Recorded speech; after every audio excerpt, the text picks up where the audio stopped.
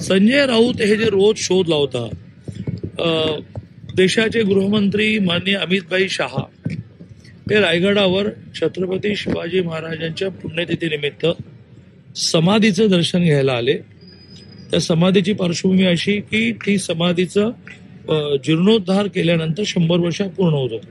384वी पुण्यतिथी, समाधीच्या पुनरुत्थानाला 100 वर्ष पूर्ण झाली.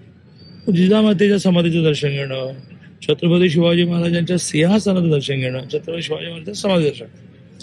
आता याचं स्वागत करायचं सोडून संजय राऊत गेले 3 दिवस बोलतायत, कोणी प्रतिसादच देत नाही हो. म्हणजे संजय राऊतजी राजकीय दुश्मनी असावी, परंतु अशा प्रकारचा प्रसंग ज्याच्यामध्ये पहिल्यांदा या देशाचे गृहमंत्री आहेत, हे मला मान्य आहे की इंदिरा गांधी येऊन गेल्या आहेत, पंडित जवाहरलाल नेहरू येऊन गेले आहेत, अटलजी येऊन गेले आहेत, जयसिंग येऊन गेलेले आहेत, पण देशाचे गृहमंत्री या नात्याने आणि शिवभक्त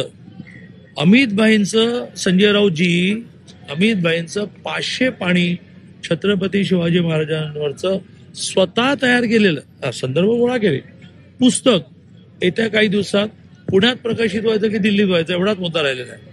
ज्या पुस्तकाचं वाचन केल्यानंतर संजय राऊतजी तुम्हालाही चक्कर येईल की शिवाजी महाराजांचा अभ्यासाने इतका केला.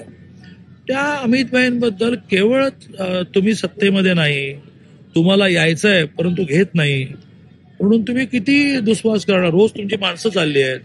महानगरपालिकेच्या निवडणुका येईपर्यंत तुम्हाला लोकांना घरोघर जाऊन आग्रह करा, हे उभं राहा की रे, कारण तुमचे सगळे सेटिंग लोक चालले आणि त्याच्यावर लक्ष देण्याच्या ऐवजी आता पुण्यात तुमचं काय राहिलं, 5 माजी नगरसेवक आले बीजेपीकडे. मुंबईमध्ये सिटिंग 57 नगरसेवक येवाना एकनाथ शिंदेकडे गेले आउट ऑफ 92. काय राहिलं तुमच्याकडे? त्याच्याकडे बघायचं सोडून अमितभाई काय बोलले, ते समाधी बोलले की कबर बोलले. बोलण्याच्या ओघामध्ये एका बाजूने त्यांना ते समाधीच्या दर्शनाला आले, समाधी शब्द त्यांच्या डोक्यात होता म्हणून लगेच मुसलमानांचा अनुनय सुरू केला, कबरेला समाधी म्हटली. अरे कुठून शोधला होता? मला हे म्हणायला तुम्ही वेळ दिला त्याबद्दल तुमचं धन्यवाद. तुम्ही असं म्हणालात की याचे पण घेत नाही, म्हणजे प्रयत्न केला जातो शिवसेनेला, म्हणजे उद्धव ठाकरेंच्या शिवसेनेला. तुम्ही असं आहे की शिवसेना मागे लागून देवेंद्रजी, एकनाथजी, अजित पवारांना आणि वरच्या नेतृत्वाला कन्व्हिन्स करून आली नाही. यायचं की नाही, घ्यायचं की नाही माझ्या विषय नाही. तर महानगरपालिकेला मुंबईसारख्या ठिकाणी उभं करायला माणसं मिळणार नाहीत. आता याचा अर्थ असा आहे का की ते मागे लागले तसं मी म्हणतोय? याचा अर्थ असा लागला आहे का की आम्ही नाही म्हणतोय तसं?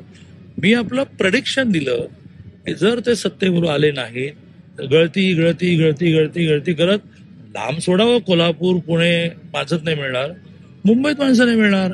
चंद्रकांत पाटील यांनी काल म्हटलंय की उद्धव ठाकरे यांच्या शिवसेनेला सत्तेत यायचंय, त्यांना घेत नाहीयेत म्हणून संजय राऊत हे सातत्यानं अमित शहांवर टीका करतायत आणि अशीच परिस्थिती राहिली तर महापालिका निवडणुकीत यांना उमेदवार सुद्धा राहणार नाहीत असं चंद्रकांत पाटील म्हणतात. चंद्रकांत पाटलांना त्याच्यावर चिंता करू नये, आमच्याकडे उमेदवार राहतील किंवा न राहतील त्याची चिंता करू नये. त्यांनी अमेरिकेमधल्या इंटेलिजन्स ब्युरोच्या अध्यक्षा तुलसी गेबार्ड यांनी ईव्हीएम संदर्भात सांगितलेलं आहे. तुलसी गेबार्ड वॉशिंग्टन मधून त्यांनी सांगितलं की ईव्हीएमच्या माध्यमातून निकाल फिरवला जाऊ शकतो आणि ईव्हीएम हॅक होऊ शकतो. हे मी सांगत नाही, हे तुलसी गेबार्ड यांच्यावर मोदींचं खास प्रेम आहे आणि त्या अमेरिकेच्या इंटेलिजन्स डिपार्टमेंटच्या प्रमुख आहेत, म्हणजे फार महत्वाच्या पदावर आहे.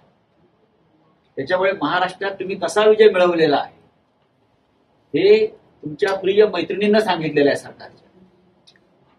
त्याच्यावर तुम्ही चिंतन करा. आमच्या पक्षाचं काय करायचं त्यासाठी आम्ही सहमत आणि आम्हाला अमित शहाचे पाय चाटण्याची गरज नाही. महाराष्ट्रात त्यांनी काल छत्रपती शिवाजी महाराजांचा उल्लेख एकेरी केला, शिवाजी शिवाजी शिवाजी. त्याने औरंगजेबाच्या कबरीचा उल्लेख, कबरीला समाधीचा दर्जा दिला. बरं का, त्यांच्याबरोबर आम्हाला सत्ता नको. आणि संजय राऊत कधी सत्तेत गेले नाहीत हे त्यांना माहीत नसलेलं मी सांगतो की तुम्ही अजिबात चिंता करू नका. उद्धव ठाकरे नाही सत्तेत त्यांच्याबरोबर जायचं नाही. एवढे आम्ही लाचार आणि नीच नाही आहोत. चंद्रकांत दादा पाटलांनी स्वतःची चिंता करा, त्यांच्या पक्षाची चिंता करा. लांड्या लवाड्या करून आपण सत्तेवर आलेला आहात. ती सत्ता तुम्हाला लक्षात भ्रष्ट आणि चोर मंडळ तुमच्या बरोबर बसलेलं आहे, तुम्ही त्यांना सांभाळा.